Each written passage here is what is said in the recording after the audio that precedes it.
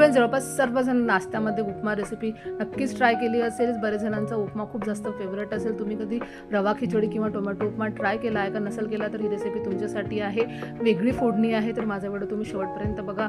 रवा खिचडीसाठी लागणारी सर्व तयारी करून घेतलेली आहे. रवा खिचडी आणि साजूक तूप एक नंबर कॉम्बिनेशन आहे, नक्की ट्राय करा. मिक्सरच्या भांड्यामध्ये आपल्याला एक टोमॅटो आणि बेडगी मिरची मस्त अशा पद्धतीने प्युरी करून घ्यायची आहे. या काळामध्ये आपण गॅसवर एक पॅन ठेवायचा आहे. त्यामध्ये आपल्याला 2 चमचे तेल घ्यायचं आहे. तेलामध्ये आपण छानपैकी 1 वाटी बारीक रवा घेणार आहे. छान आपण ते कलर चेंज होईपर्यंत, स्मेल सुटेपर्यंत मस्त भाजून घ्यायचा आहे आपल्याला. तुमच्याकडे जो रवा असेल, जाडा रवा असेल, तुम्ही तोही घेऊ शकता.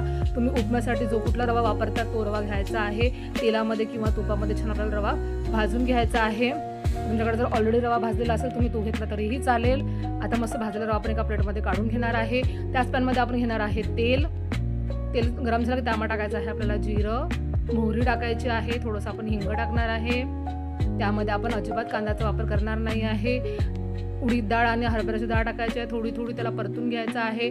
कढीपत्ता टाकायचा आहे, ते पण छान परतून घ्यायचं आहे आपल्याला. नंतर यामध्ये टाकायचं आहे आपल्याला हिरवी मिरची, सोबतच टाकणार आहे आपण शिमला मिरची बारीक कट केलेली, आणि गाजर टाकायचं आहे.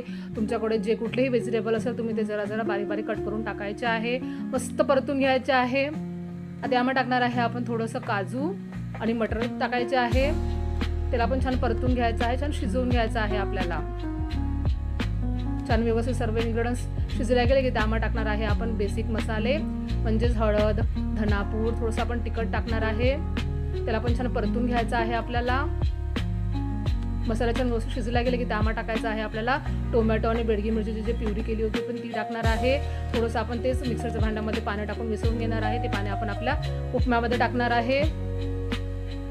चवीनुसार मीठ टाकायचं आहे. मस्त परतून घ्यायचं आहे. एक उकळी काढायची आहे आणि जो भाजलेला रवा होता आपल्याला तो टाकायचा आहे आणि छान याला मस्त शिजवून घ्यायचं आहे.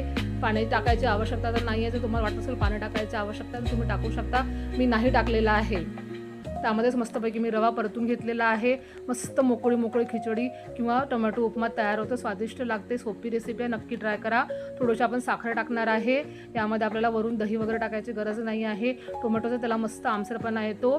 कोथिंबीर टाकायची आहे. गरमागरम आपल्याला रवा खिचडी सर्व करायची आहे. त्यावर मस्त साजूक तूप घ्यायचं आहे आणि मस्तपैकी मजेनं ताव मारायचा आहे.